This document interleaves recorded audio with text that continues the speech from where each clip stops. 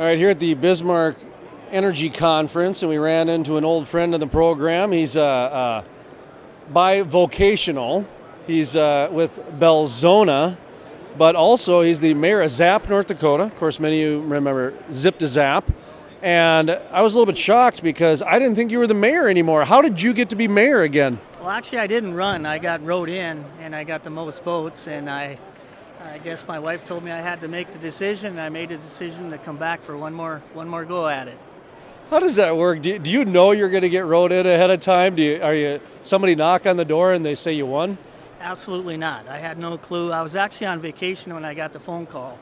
So I wouldn't say it ruined my day when I got the phone call, but actually I'm excited. I'm going to hopefully finish up here in the next year or two. I'll be done, and we got some road issues we took care of, so I'm kind of glad I did come back. Well, it's getting serious for just a second here. Zap, I imagine it's not a paying job, or it's at least a very small paying job. Answer that, I guess.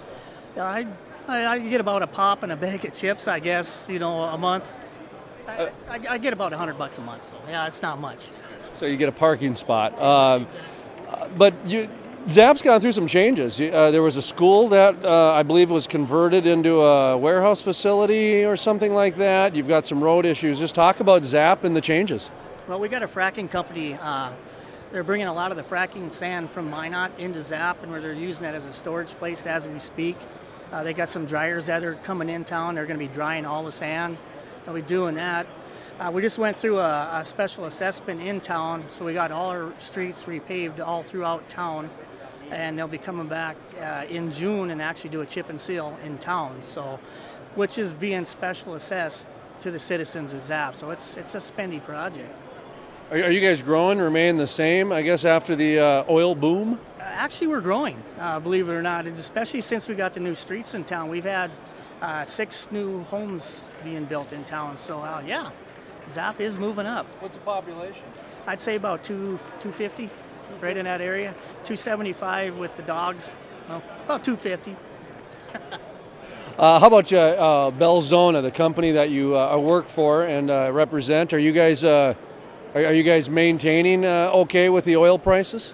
Yes, we are. Actually, it hasn't affected us as a whole, because instead of buying new parts now out in the oil industry, say for pumps and stuff, they're actually going to start using Belzona to repair and rebuild and repair and protect.